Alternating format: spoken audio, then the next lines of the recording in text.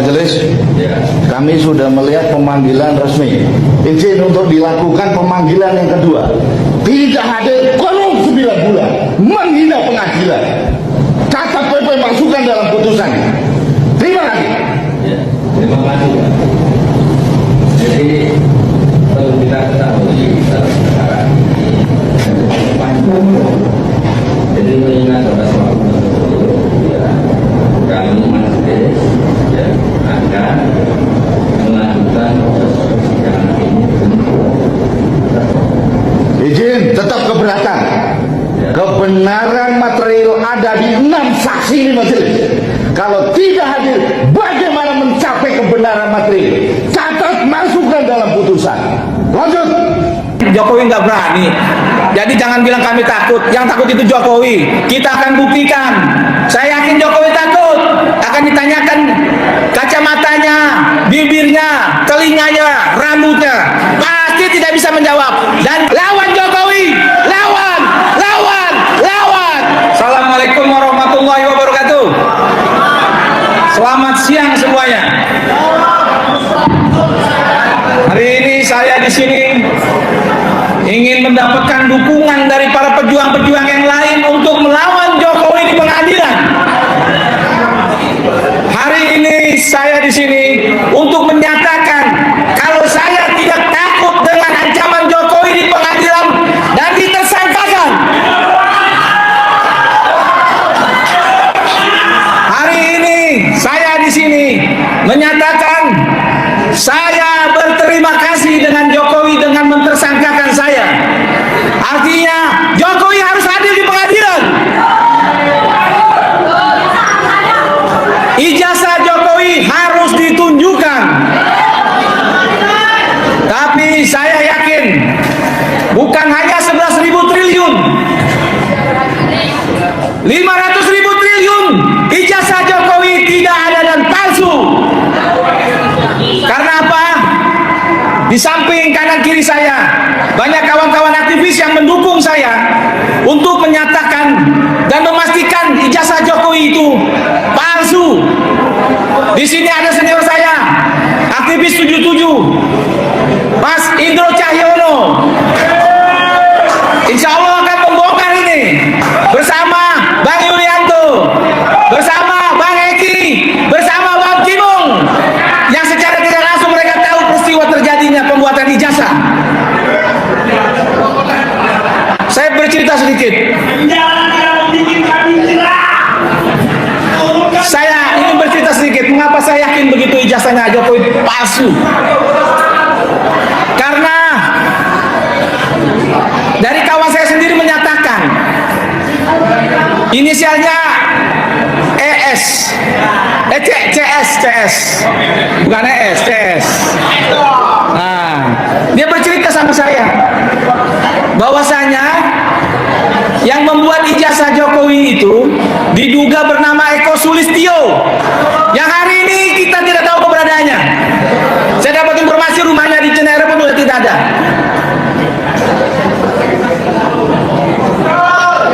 CS ini bercerita dia ikut membuat ijazah itu warawiri bersama Eko Sulistyo. Saya tanyakan di mana membuatnya. Ya, jangan pakai dikatakan Bang Vitor Suryadi di Pasar Pramuka. Dengan siapa? Tidak lepas lagi dengan pernyataan Bang Vitor Suryadi.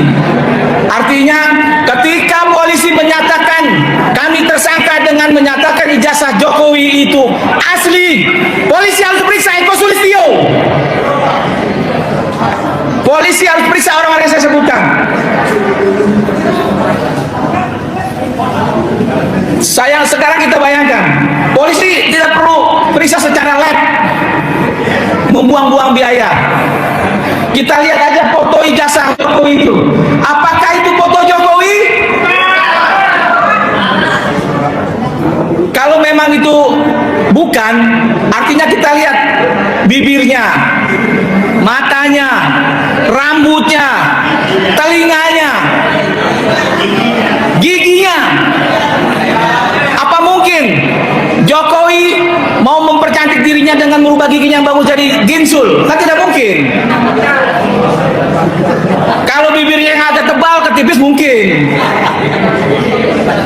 Jadi polisi sebelum memanggil Pak Rosuryo besok, saya harap supaya tidak blunder, supaya polisi tidak menjadi ketahuan masyarakat. Tolong apa yang saya ucapkan ini menjadi bahan pertimbangan untuk mentersangkakan saya dan kawan-kawan yang lain. Jangan sampai nanti ini berbalik kepada polisi yang dapat dipastikan investigasi kawan-kawan saya yang dulu mungkin bersama Jokowi dapat memastikan ijazah itu palsu. Orang-orang yang disebutkan Bang Biton itu harus dipanggil. Salah satunya Eko Sulistyo, Widodo, Anggit, David, dan yang terakhir saya dapat informasi Devan. Devan itu keponakan Jokowi yang ikut dari Solo sampai Jokowi jadi presiden.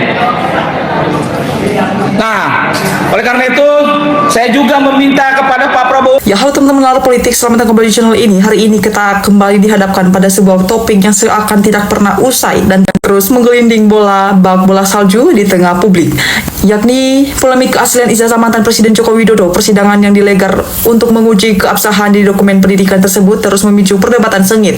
Bahkan hanya di ruang sidang antara kekuasaan hukum dan majelis hakim tetap memicu polaritas yang tajam di jagat media sosial. Publik ini mempertanyakan sejauh mana transparansi dan komitmen moral dari seorang mantan pemimpin dan dalam menghadapi gugatan hukum yang menyeret nama baiknya. Teman-teman politik, dalam beberapa cuplikan persidangan yang beredar, kita bisa melihat bagaimana perdebatan hukum menjadi secara alot mengenai definisi keonaran serta mekanisme pembuktian sebuah ijazah. Ada tuntutan besar dari masyarakat agar ijazah asli tersebut ditunjukkan secara langsung di hadapan majelis hakim guna mengakhiri segala spekulasi yang berkembang. Kasus ini bukan lagi sekedar urusan persoalan, melainkan telah bertransformasi menjadi ujian terbuka bagi integritas lembaga peradilan kita, di mana publik menuntut ketegasan hakim untuk bertindak independen tanpa adanya intervensi dan kekuatan politik manapun. Teman-teman lawan politik, jika kita beda secara dalam, esensi dari tuntutan persidangan ini sebenarnya sangat sederhana, yaitu kehadiran fisik dokumen untuk diverifikasi secara hukum.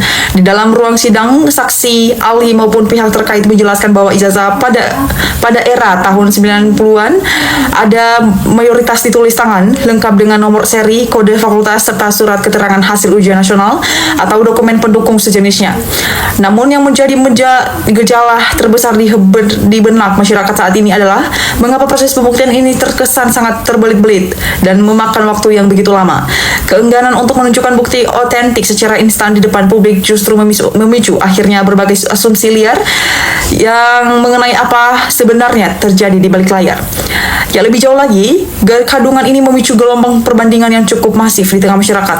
Kasusnya saat memasuki era kepemimpinan Presiden Prabowo Subianto, banyak pihak menilai bahwa di bawah pemerintahan yang baru bagaimana kasus korupsi besar yang selama ini bertahun-tahun terkesan tertutupi, kini mulai dibongkari satu persatu ke permukaan. Hal ini memicu analisis kritis di kalangan pengamat dan netizen, juga bahwa isu ijazah yang menduga bahwa isu yang terus digulir ini sengaja dipelihara secara taktik pengalihan isu untuk menutupi skandal atau kerugian negara yang jauh lebih besar naiknya. Konteks politik yang dinamis ini membuat publik semakin skeptis terhadap motif aslinya di balik penundaan penyelesaian kasus ini. Dan teman-teman, sikap seorang pemimpin sejati dinilai dari bagaimana ia merespon kegaduhan yang terjadi di tingkat akar rumput demi menjaga kondusivitas bangsa. Apabila jiwa kepemimpinan dan rasa tanggung jawab moral itu masih ada, jalan terbaik yang bisa ditempuh adalah mengambil keputusan yang adil, yakni hadir di persidangan dan menunjukkan dokumen asli tersebut secara transparan. Langkah kratria ini dinilai sangat krusial, bahkan hanya untuk membersihkan nama baik keluarga, tetapi juga untuk merendam potensi kericuhan sosial yang berkepanjangan. Sayangnya realita yang dipertontonkan saat ini justru memperlihatkan kesan ketidakpedulian yang membuat masyarakat merasa hak informasinya telah diabaikan. Ya, teman-teman, politik krisis kepercayaan ini diperparah oleh situasi internal. Lembaga peradilan kita saat ini tengah berada dalam sorotan tajam akibat rentetan kasus suap yang melibatkan oknum hakim. Ketika hukum dirasa tajam ke bawah namun tumpul ke atas, masyarakat mulai meragukan apakah kebenaran Apakah kebenaran Marethel benar-benar bisa digali dalam persidangan ini? Kekhawatiran akan adanya rekayasan atau kompromi hukum di balik pintu tertutup membuat tuntutan akan hadirnya keadilan yang murni semakin menguat. Pada akhirnya masyarakat kita tidak bisa lagi dibodoh-bodohi oleh formalitas belaka, melainkan menutup pembuktian nyata yang akuntabel di mata hukum. Ya teman-teman hal politik, mari kita bacakan komentar-komentar dari teman-teman kita. Ada yang berkomentar bahwa jika proses persidangan ini terus-menerus ditunda tanpa kejelasan, masyarakat di Pulau Jawa sebaiknya segera membentuk tim independen yang vokal untuk mendesak dan membersihkan para penegak hukum yang dinilai tidak becus serta lambat dalam menangani persoalan krusial negara ini. Dan juga teman-teman kita yang berkomentar bahwa kita sebagai rakyat sudah sangat mulai melihat drama pengadilan dan oknum hakim yang seolah-olah beralih fungsi menjadi pelindungan bagi kepentingan penguasaan. Kita tidak boleh membiarkan sistem ini menciptakan presiden buruk yang melahirkan generasi pemimpin pembohong di negeri besar Indonesia. Lalu juga teman-teman kita yang berkomentar bahwa seseorang pemimpin harus memiliki jiwa kesatria. Jika memang merasa berada di pihak yang benar, datanglah langsung memenuhi panggilan institusi hukum tertinggi negara. Sudah menjadi kewajiban mutlak bagi majelis hakim untuk melakukan pengadilan paksa agar semua bukti bisa dibuka secara transparan di hadapan publik. Dan juga teman-teman kita berkomentar bahwa bagaimana bangsa ini bisa melangkah maju dengan tenang jika persoalan mendasar seperti ini, validasi dokumen pemimpin terus digantung tanpa kepastian. Penegakan hukum jangan hanya berani menindak masyarakat kecil, sementara kita berhadapan dengan elit penguasa, proses menjadi tumpul dan penuh dengan kompromi. Teman-teman hal politik, dari rangkaian perdebatan di ruang sidang bangsa sidang hingga suara lantang netizen yang baru saja kita bedah, kita dapat menarik benang merah bahwa publik kini sudah semakin cerdas dalam dan kritis. Masyarakat tidak lagi bisa dipuaskan hanya dengan narasi-narasi formalitas atau janji-janji di atas kertas tanpa adanya pembuktian fisik dan nyata. Kelanjutan dari kasus ini akan menjadi catatan sejarah yang sangat penting bagi arah penegakan hukum dan demokrasi Indonesia ke depan. Dan bagaimana tanggapan dan opini teman-teman semua mengenai perkembangan kasus ijazah ini? Apakah menurut Anda dokumen tersebut akan benar-benar dibuka secara transparan atau ini akan menjadi misteri hukum yang berkepanjangan? Terima kasih telah menyimak ulasan ini sampai selesai. Tetap kawal keadilan. Sampai jumpa di video pembahasan menarik selanjutnya. Salam NKRI harga mati.